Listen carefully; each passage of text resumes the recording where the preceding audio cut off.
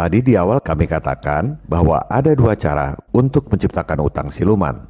Sekarang kita bahas cara yang kedua, yaitu melalui bank-bank komersial biasa. Secara umum skemanya hampir sama, bahkan bunganya pun sama. Bank komersial itu yang penting pembayarannya aman dan bunganya di atas bunga deposito. Di Amerika, bunga deposito itu cuma sekitar 0,5%. Jadi kalau Wall Street tawarkan bond 1,25%, pembayarannya aman karena back to back dibayar oleh negara pengutang. Bank masih untung 0,75%. Lebih besar untungnya dari yang punya duit, cuma dapat 0,5%. Bedanya hanya di pembukuan neraca. Bank-bank komersial itu nggak boleh bukukan uang dalam peredaran. Bank terima deposito dibukukan di bagian liabilitas. Lawannya adalah kas di bagian aset. Kalau nggak disalurkan sebagai kredit, banknya rugi karena harus bayar bunga deposito. Apalagi deposito hasil bailout $29 triliun akibat krisis subprime lending tahun 2008. Duit itulah yang dipakai buat kasih utang pada semua negara di dunia. Bank tinggal pindahkan dari kas ke bond, sama-sama di bagian aset. Pembukuannya pasti balance. Di audit pun sudah pasti wajar tanpa pengecualian. Cara kedua ini yang sebenarnya lebih banyak dilakukan. Fed memang terbitkan uang baru untuk kasih utang pada pemerintah Amerika. Kalau untuk kasih utang pada Indonesia, Fed nggak perlu terbitkan uang baru. Cukup pindahkan dari aset kas ke aset bond, sama persis dengan bank-bank komersial ini. Sisanya semua sama. Dari bunga utang 373 triliun tiap tahun yang dibayar oleh Indonesia, Wall Street dapat duit sekitar 263 triliun rupiah setiap tahun selama 30-50 tahun. Bank-bank komersial dapat duit 110 triliun rupiah dipotong buat bayar deposito nasabah, bank masih untung sekitar 66 triliun rupiah tiap tahun selama 30-50 tahun dan bisa diperpanjang.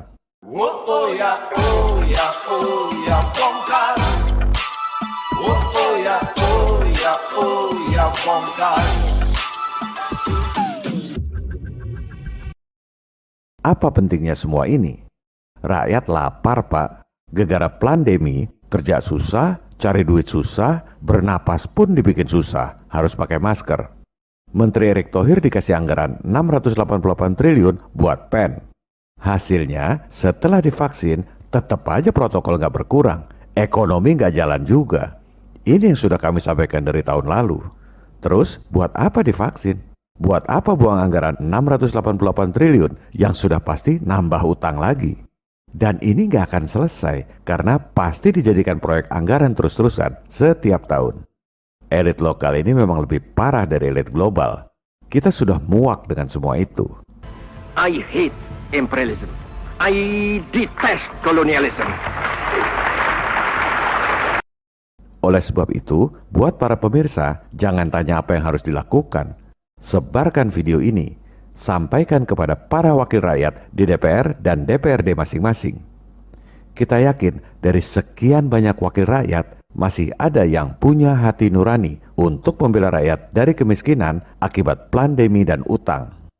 Saya nggak pikirkan trending di YouTube. Download aja video ini, ada linknya di deskripsi. Sebarkan video hasil download kepada semua anggota DPR dan DPRD, juga kepada semua akademisi di Indonesia, serta tokoh-tokoh masyarakat. Al-Quran mengatakan, Allah tidak akan merubah nasib suatu kaum sebelum mereka merubah keadaan mereka sendiri. Dan Alkitab mengatakan, lihat, aku mengutus kamu seperti domba di tengah-tengah serigala. Maka hendaklah kamu cerdik seperti ular dan tulus seperti merpati. Mari kita berjuang untuk kebenaran, untuk merubah nasib seperti yang dikatakan dalam Al-Quran dengan hati tulus seperti merpati, seperti yang dikatakan dalam Alkitab.